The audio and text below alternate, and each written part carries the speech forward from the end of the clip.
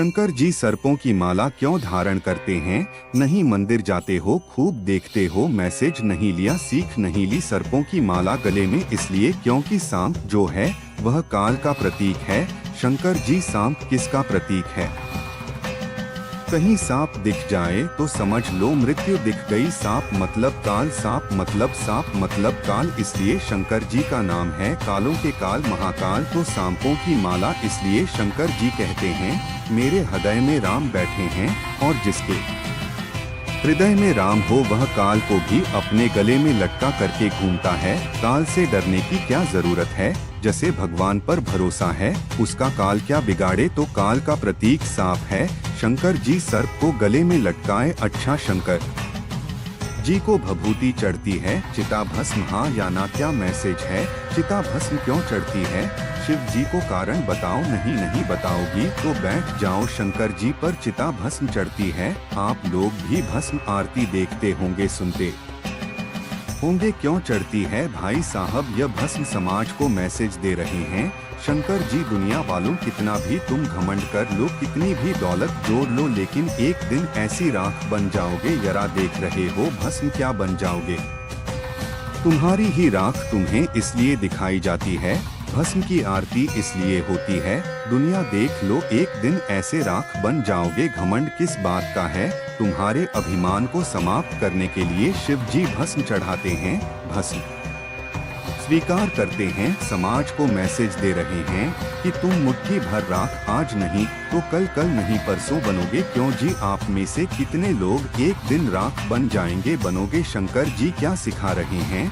घमंड ना करना, अच्छे से रहना, राज राजे रहे ना, बुरानी रही ना, बुढ़ापा रहा ना, जवानी रही, वस्तु हर एक आनी बजानी रही, अंत में लखपति को ना धेला। जुड़ा हंस जब भी उड़ा तो अकेला उड़ा। घमंड किसका? रावण जैसों का घमंड नहीं चला। सब शंकर जी भस्म रमाते हैं ताकि आपको कभी अभिमान ना आए। लेकिन आज जरा बात में आप शिव जी को जल रोज चढ़ाते हो। तुम्हारे घर पर शंकर जी है और तुम अभिमान करते हो। शंकर जी तुम्हारे घर पर हैं और तुम अभिमान कर रहे हो।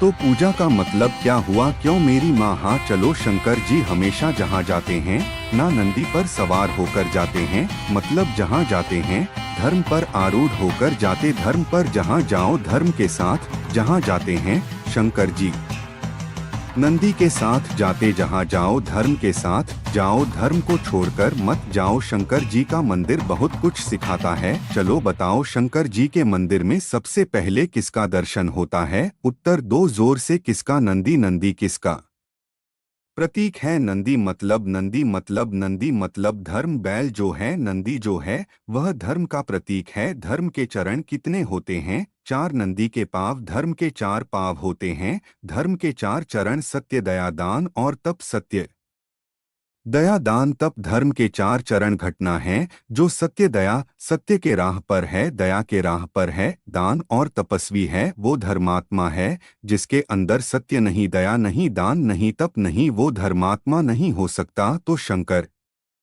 जी का वाहन कौन है? नंदी नहीं। शंकर जी नंदी पर नहीं बैठते। नंदी धर्म का प्रतीक है और शंकर जी धर्म पर सवार होते हैं, धर्म की सवारी करते हैं। शंकर जी किस पर बैठते हैं? धर्म पर। बोलो हाँ या ना। शंकर जी किस पर बैठे हैं? जोर से हाँ। अभी नई संसद बनी थी तो वहां पर एक संगोल की चर्चा आप लोगों ने सुनी थी। नई संसद भवन में मोदी जी ने एक संगोल को वहां स्थापित किया। संगोल समझते हैं ना? पुराने जमाने में संगोल एक राजा दूसरे राजा को दिया करता था। बड़े राजा को उस संगल को ध्यान से देखेंगे, उसके ऊपर नंदी बना था। हाँ या ना? यह देखो संगोल है टीवी पर, इस पर क्या बना है? जोर से। नंदी किसका प्रतीक है? नंदी धर्म का प्रतिनिधि है।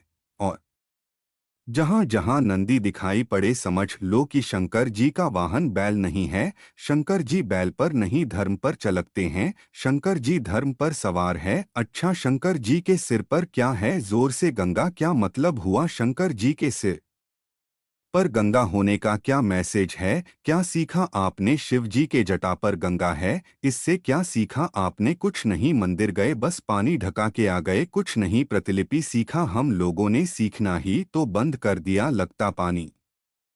चढ़ाने से सब हो जाएगा, तो हो जाता सब कुछ समझ नहीं है, तो अज्ञान बस आप चलते हैं भेड़ चाल किसे कहते हैं, कुछ ज्ञान व्यान समझने की जरूरत ही नहीं आपको, तो लगा पानी चढ़ाओ काम हो गया, तुम क्या चढ़ाओ पानी शिवजी पर, तो गंगा ऑलरेडी चढ़ी है, तुम कितना चढ़ा दोगे, मैसेज क्या है वो तो आपको सीखना चाहिए, शिव जी की कृपा पाने के लिए ना क्या चाहिए, मैसेज दे रहे हैं शिव जी के सिर पर क्या है, क्या मैसेज है।